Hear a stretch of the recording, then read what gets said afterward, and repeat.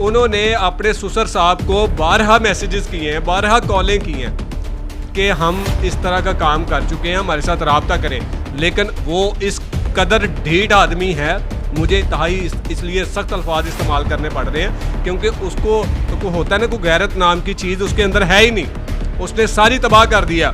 और उसके साथ जो उसका टोला लटका हुआ है ना, जो चिमड़ा हुआ है उसको, वो चमगादड़ की तरह, उन बच्चों ने जब वो लड़की आई थी या उसको लाया गया था, ठीक है ना, मेरी बात मैं आपको ये क्लियर कर दूँ, डाउट जो भी है लोगों के माइंड में मैं उसको क्लियर कर देता हूँ। जो लड़की लड़का प्यार करने वाले होते हैं ना, ठीक है जी, सारा ये जो जब घर से निकलने की या घर से भागने की प्लानिंग होती है ना, तो दोनों को पता होता है कि कहाँ से मैंने आपको पिक करना है और कहाँ लेके जाना है। ये सारा कुछ आशिक और मशूक को इल्म में होता है। चाहिए था कि जिसे सारा कुछ वाक़े का इल्म होने के बावजूद उसे ये नहीं पता था कि मेरी बेटी ये कदम भी उठा सकती है।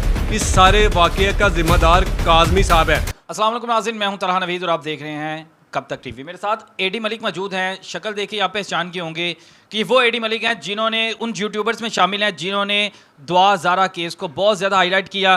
किस हद तक ये दुआ ज़ारा का साथ इस तरह दे रहे हैं कि जैसे दुआ ज़ारा इनकी कोई रिश्तेदार है, ठीक है। अब दुआ घर से भागती है, लेकिन उसके बाद भी ये लोग उनका साथ दें तो मेरे ख्याल से कि साथ देना गलत होगा। लेकिन बाकी एडी मलिक माशाल्लाह समझदार आदमी है, काफ़ी देर से मीडिया में भी काम कर रहे हैं। इनसे पूछता हूँ कि क्यों साथ दे रहे हैं, ऐसी क्या वजह है? दुआ से इनकी क्या बात होती रहती है? क्योंकि इनकी फ़ोन पे भी बात होती रहती है। ऐसा ना हो कि दुआ ज़हीर को छोड़ के एडी साहब के साथ ही निकल जाए, जो हरकतें जा रही हैं। अस्सलाम वालेकुम।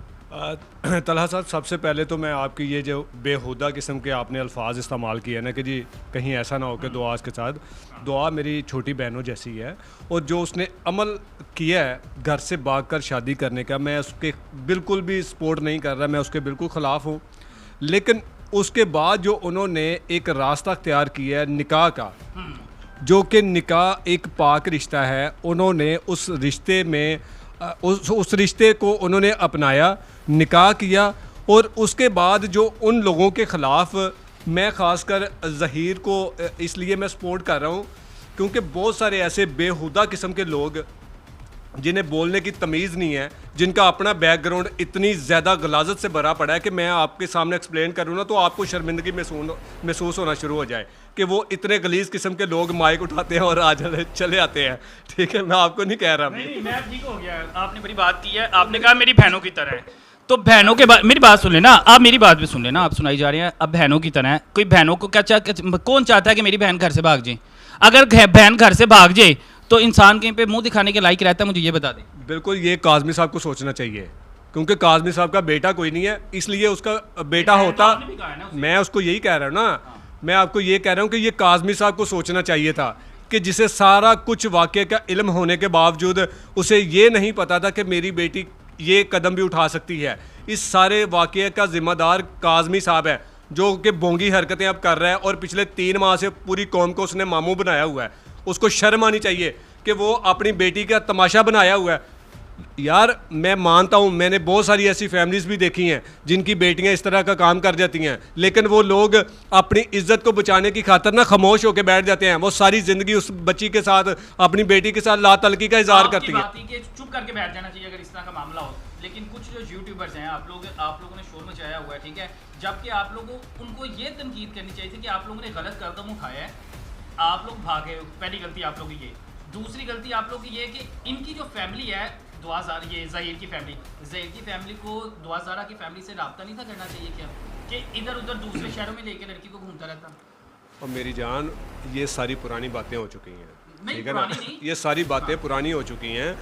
उन बच्चों ने जब वो लड़की आई थी या उसको लाया गया था, ठीक है ना, मेरी बात मैं आपको ये क्लियर कर दूँ, डाउट जो भी है लोगों के माइंड में मैं उसको क्लियर कर देता हूँ। जो लड़की लड़का प्यार करने वाले होते हैं ना, ठीक है जी, उन्हें सारा ये जो जब घर से निकलने की या घर से भागने की प्लानिंग होती है ना, तो दोनों को पता होता है कि कहाँ से मैंने आपको पिक करना है और कहाँ लेके जाना है। ये सारा कुछ आशिक और मशूक को इल्म में होता है, ठीक है जी, ये रजामंदी होती है, फिर उसके बाद ये सारा कदम उठाया जाता है। लेकिन मैं आपको ये बता दूं कि ये सारे मामले के बाद ज़हीर की फैमिली ने मेहदी साहब को मैं कहूँगा कि उन्होंने अपने ससुर को, ज़हीर ने अपने ससुर को, मैं तो ससुर कहूँगा क्योंकि उन्होंने निकाह पढ़ लिया हुआ है उसकी बेटी के साथ, तो ससुर ही बने। उन्होंने अपने सुसर साहब को 12 मैसेजेस किए हैं, 12 कॉलें की हैं कि हम इस तरह का काम कर चुके हैं, हमारे साथ रब्ता करें। लेकिन वो इस कदर ढीठ आदमी है, मुझे इंतहाई इसलिए सख्त अल्फाज इस्तेमाल करने पड़ रहे हैं क्योंकि उसको को होता है ना, कोई गैरत नाम की चीज़ उसके अंदर है ही नहीं। उसने सारी तबाह कर दिया। और उसके साथ जो उसका टोला लटका हुआ है ना, जो चिमड़ा हुआ है उसको, वो चमगादड़ की तरह, वो भी उसी तरह के जाहल किस्म के लोग हैं। और जो ये आपने कहा है कि जी आप लोग इस इशू को इतना हाईलाइट किया है, तो मेरे भाई मैं आपको बताता हूँ 56 दिन बाद हमने ये तस्वीर का दूसरा रुख दिखाया है कि असल में ये हकीकत है।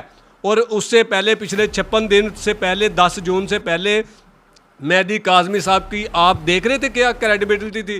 वो 2-2 टके के यूट्यूबर्स को घर बिठा के पहले डिनर कराता था, लंच करवाता था, चाय पेश करता था, फिर उसके बाद खुद ही कैमरा लगाता था, ट्राईपोड खड़ा करके कैमरा सेट करके कहता था मुझे भी पता है, फिर कहता था आप मेरा इंटरव्यू ले, और मगरमच्छ के आंसू निकालना शुरू कर देता था कि जी वो मेरे साथ जुल्म हो गया। कौन सा जुल्म हो गया? तेरे साथ ज्यादती हो गई है। कितने लोगों ने कर दिए जो तेरे साथ जुल्म हो गया? मुझे सबसे पहले तो ये बता, जुल्म तो आपने किया, एक पूरे मुल्क को आपने जरगमाल बनाया हुआ है, पूरे मुल्क के सूबों को आपने डिस्टर्ब किया हुआ है, आप किसी और काम करने दे नहीं रहे। अच्छा बताएं, दुआ ज़रा बालिग है? बिल्कुल बालिग है। आप मुझे बताएं कहाँ से वो नाबालिग लगती है? हाई कोर्ट ने भी मतलब कह दिया है। क्या हाई कोर्ट ने कहा है? बालिग नहीं है। हाई कोर्ट ने कहा, मुझे बता दे। हाई कोर्ट के फैसले के मुताबिक वो दोनों मियाँ बीवी अपने साथ रह रहे हैं। जो आप कह रहे हैं ना हाई कोर्ट ने, ये मेडिकल, और ये मैं आपको मेडिकल की भी बता दूं, ये ब्रेकिंग दे रहा हूँ, ये रिपोर्ट टेम्पर्ड हुई है। और आपको पता है कि टेम्पर क्या होता है? कि अल्फाज का आगे पीछे करना। और इस रिपोर्ट को टेम्पर किया गया है क्योंकि जो सिंध की गवर्नमेंट है, जो सिंध के हालात हैं, इससे आप बाखूबी इल्म है आपको कि यहाँ शराब की बोतलों को शहद बना दिया जाता है। तो ये तो 16-17 साल की उम्र को 15-16 करने में तो इनको ज़्यादा। आपके मैंने कई इंटरव्यू सुने, उसमें आपने कहा कि दुआ ज़ारा है, यानी दुआ ज़हीर कहूँगा कि उसकी जान को खतरा है। कौन है ज़हीर की जान के पीछे? कौन पड़ गया? दुआ की जान के पीछे कौन पड़ गया है? जिनको आप कहना है जी बहुत खतरा है, उसके वकीलों को भी खतरा है, उनके वकीलों पे भी हमले किए जा रहे हैं, आप लोगों को गाली गलौज की जा रही है, ये सारा कौन कर रहा है? ये मेहदी काज़मी साहब करवा रहे हैं। ये उनका गैंग है मेहदी काज़मी का। मेरे पास प्रूफ है। आए मेहदी काज़मी साहब मेरे सामने, मैं उसको बताऊंगा कि मुझे जो थ्रेड कर रहे हैं वो कौन है। वो आपके रिश्तेदार हैं मेरे भाई। मैंने अपने यूट्यूब चैनल पर एक वॉइस क्लिप भी लगाया है जिसमें मुझे अलर्ट किया गया है कि जी दुआ और ज़हीर को कहाँ किस जगह पर मारने की प्लानिंग है, उससे पहले क्या माहौल क्रिएट किया जाएगा, वो सारी उस वॉइस क्लिप में है। और ये सब कौन करवा रहा है? ये मेहदी अली काज़मी साहब करवा रहे हैं, जिन्हें अपनी बेटी से हमदर्दी नहीं है और लोगों की बेटियों की ये तहफ़्फ़ुज़ के लिए ये निकला हुआ है। ये सिर्फ़ और सिर्फ मुनाफ़क़त की एक तस्वीर है और ये माल इकट्ठा कर रहा है, डॉलर इकट्ठा कर रहा है। वरना घर में सिस्टम लगाकर वेब डिज़ाइनर की क्या इतनी हैसियत है कि वो इतने बड़े बड़े केसेस को लेके चल रहा हो पिछले 3 माह से? भाई कहाँ से आ रहा है ये फंड? कौन दे रहा है? इसकी सबसे पहले तहकीकात होनी चाहिए। आपको नहीं लगता कि दुआ ज़रा केस को हाईलाइट करके हम दोनों जानिब से देखूं, अगर मैं दूसरे यूट्यूब पे देखूं जो उसके दुआ ज़रा के फैमिली को सपोर्ट कर रहे हैं या ज़हीर को आप लोग सपोर्ट कर रहे हैं, अगर मैं ये देखूं, ये नहीं आप सोचते कि इसमें पाकिस्तान की बदनामी है? क्योंकि मेरा खुद पहला इंटरव्यू है आपके साथ। आपको नहीं लगता कि दोनों तरफ से पाकिस्तान की हम लोग पाकिस्तान को बदनाम कर रहे हैं? सबसे पहले तो मैं आपको ये बताऊं कि हमारे हर इंटरव्यू में हम यही कहते हैं कि इस चैप्टर को क्लोज़ कर दिया जाए, इस तमाशे को अब ख़त्म होना चाहिए। बहुत सारे इश्यूज़ हैं जिस पर हमें काम करना चाहिए, लेकिन ये मुनाफ़क़त की ऐसी आला तस्वीर है जो इस इशू को ख़त्म होने नहीं दे रही। मैं कहता हूँ सर, मैं बिल्कुल, और उनको वो अगर आप कह रहे हैं ना कि बड़े बड़े सहाफ़ी कूद रहे हैं, तो वो सहाफ़ी मैदान में जूते छोड़कर भाग गए हैं। हमने उन्हें 24 घंटे का टाइम दिया था, 12 घंटे नहीं हुए, जूते छोड़ के भाग गए हैं। और जो कूदेगा वो इंशाल्लाह भागेगा, क्योंकि सच की जीत होती है, झूठों को मुंह की खाना पड़ती है। और उस सहाफ़ी को माशाल्लाह एक दफ़ा नहीं कई दफ़ा मुंह की खाना पड़ी है। मुझे पता लगा आपको कॉल्स भी आई हैं कि हमें इंटरव्यू करवा दिया जाए दुआ ज़रा के इंटरव्यू के बाद बड़े बड़े सहाफ़ियों की, लेकिन आपने इनकार कर दिया। बिल्कुल, मुझे कॉल्स भी आई और मुझे पेशकश भी दी गई थी कि आपको हम ये इस तरह का फैसिलिटेट करेंगे, लेकिन मैं इन 2 टके के लिए अपने ज़मीर को बेचने वाला बंदा नहीं हूँ। मैं जिसके लिए काम करता हूँ, जिस मकसद के लिए मैं काम कर रहा था, मैं उसी मकसद के लिए खड़ा हूँ। और इंशाल्लाह अल्लाह ताला ने मेरी मदद की, गायबाना मदद की, और मुझे इस मुकाम तक पहुँचाया कि मैं वो लोग जो बड़े बड़े नामवर सहाफ़ी कहलाते हैं, जो बड़े बड़े अपने आप को यूट्यूबर समझते हैं, जिन्हें आज तक वो दुआ ज़हीर का नंबर तक नहीं मिल सका, मैं अल्हम्दुलिल्लाह से पिछले हफ्ते मैंने उनका इंटरव्यू किया और उसके बाद हमने लाइव सेशन में 2 घंटे 20 मिनट की एक ट्रांसमिशन चलाई जिसमें दुआ और ज़हीर हमारे साथ मौजूद थे। मैंने भी उससे उस लाइव सेशन में क्वेश्चन किए और उन्होंने मुझे जवाबात भी दिए। इससे पहले ऑफ द रिकॉर्ड मेरी 2.5 से 3 घंटे भी मुलाकात हुई है। अच्छा, खुदा ना खास्ता देखें ना, इतना बड़ा इशू बना हुआ है कि वो बहुत बड़ा गैंग है जो ज़हीर का है। अभी फ़िलहाल आप लोग 4 से 5 लोग साथ दे रहे हैं, खुदा ना खास्ता दुआ को कुछ हो जाता है, ठीक है, कहीं गायब हो जाते हैं, कोई भी मसला मसाइल हो जाता है, तो आपको पता है कि आप इस चीज़ में इन्वॉल्व हो जाएंगे इस केस में? सर हमें बिल्कुल इस चीज़ की कोई परवाह नहीं है, क्योंकि पहले नंबर पे तो ज़हीर का किसी गैंग के साथ कोई तल्लक नहीं है। अगर ज़हीर का किसी गैंग के साथ तल्लक है तो गैंग तो बड़ी दूर की बात है, मुझे इस पूरे ख़ानदान पर ज़हीर समेत 3 भाई हैं, चौथी इनकी माँ है, ठीक है ना। चार इनके बच्चे हैं, शबीर के, ज़हीर के भतीजे 2 भतीजे और 2 भतीजी हैं और 2 भाभी हैं। इन 4-5 जितने भी इस ख़ानदान के अफराद हैं, किसी एक पर कोई FIR कोई एप्लीकेशन इस केस से पहले मुझे ले आए, मैं साबित करूँगा कि ये गैंग है कि नहीं गैंग। यानी आपके मुताबिक कोई गैंग नहीं है, कोई खतरा नहीं है? कोई गैंग नहीं है। मैं बताता हूँ क्या गैंग है। ज़हीर यतीम है, यही ज़हीर की माँ बेवा है, ये सबसे बड़ा गैंग है इस मुल्क में। मेरी जान, गरीब होना सबसे बड़ा गैंग है, गरीब होना सबसे बड़ा जुर्म है और यही जुर्म है ज़हीर का कि हर बंदा, वो नौसरबाज सहाफ़ी उस पर इल्ज़ाम लगा रहे हैं कि जी ये एक गैंग है और ज़हीर ने दुआ ज़ाहिरा को वरगला कर कराची से लाया ताकि जिस्म फरोशी पर वो इसको इस्तेमाल कर सके। वो कोई ऐसा अड्डा तो सामने लाए, वो कोई ऐसा ख़रीदार तो सामने लाए जहाँ दुआ बिकनी थी। अच्छा, आपने वो देखा होगा कि ज़हीर के जो दोस्त हैं वो उसके खिलाफ बोल रहे हैं कि इसकी हरकत ठीक नहीं थी, ये तब भी लड़की बातें करता था, लड़कियों को छेड़ता था, ठीक है।